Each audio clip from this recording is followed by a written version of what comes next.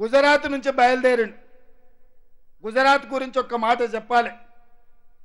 మనల్ని బ్రిటిష్ వాళ్ళు ఎట్లా వెళ్ళిండ్రో తెలుసా మిత్రులారా? బ్రిటిష్ వాళ్ళు సూరత్ నుంచి అంటే గుజరాత్ నుంచి లోపలికి వచ్చిర్రు. సముద్రం పక్కన సంసారం పెట్టిండ్రు. అన్నదమ్ముల మధ్యలో పంచాయతీ పెట్టిర్రు. ఇక్కడ ఉన్న సంస్థలను రాజ్యాలలో ఉన్న సొమ్మును చూసిండ్రు. ఒకరికొకరికి తాకట్టు పెట్టి ఒకరికొకరికి పంచాయతీ పెట్టి మన జుట్లే మనకు ముడేసి బ్రిటిష్ వాళ్ళు ఈ దేశాన్ని కబలించి 100 సంవత్సరాలు ఏలి మన దేశంలో ఉన్న ఖనిజ సంపద నుంచి కోహినూరు వజ్రం వరకు దోపిడీ చేసి ఈ దేశాన్ని కొల్లగొట్టిండ్రు.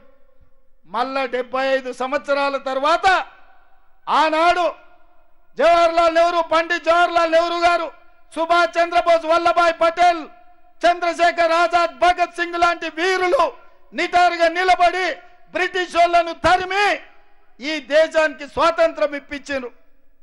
మళ్ళా 75 ఏళ్ల తర్వాత అదే గుజరాత్ నుంచి అదే సూరత్ నుంచి ఇవాళ నరేంద్ర మోడీ, అమిత్ షా అని ఇద్దరు బయలుదేరిండ్రు. వాళ్ళకి ఇంకొక ఇద్దరు తోడైనరు. మేమిద్దరం మాకిద్దరు.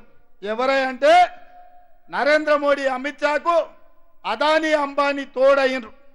వీళ్ళు నలుగురు ఆలోచన ఒక్కటే, ఈ దేశంలో రిజర్వేషన్లు ఉంటే దళితులు, గిరిజనులు హక్కులు అడుగుతారు, అధికారంలో భాగం అడుగుతారు. ఇప్పుడు బలహీన వర్గాలను, ఓబీసీలను కూడా కాంగ్రెస్ పార్టీ గద్దెను ఎక్కించాలని చూస్తుంది.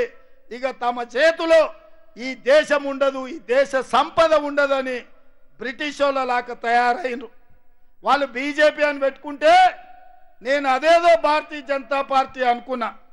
నిన్న మన బీజేపీ ఆయన ఒక ఆయన పెళ్లిలో కలిసి నవ్వుకుంటే చెప్తున్నాడు, అన్నా మాది బీజేపీ అంటే భారతీయ జనతా పార్టీ కాదు, బ్రిటిష్ జనతా పార్టీ. మా విధానం,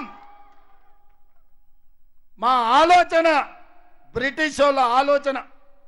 జాతుల మధ్య, మతాల మధ్య, ప్రాంతాల మధ్య, భాషల మధ్య, మనుషుల మధ్య చిచ్చు పెట్టాలి, విభజించాలి, గద్దెను ఎక్కాలి, దేశాన్ని దోసుకోవాలి. ఇదే విధానం.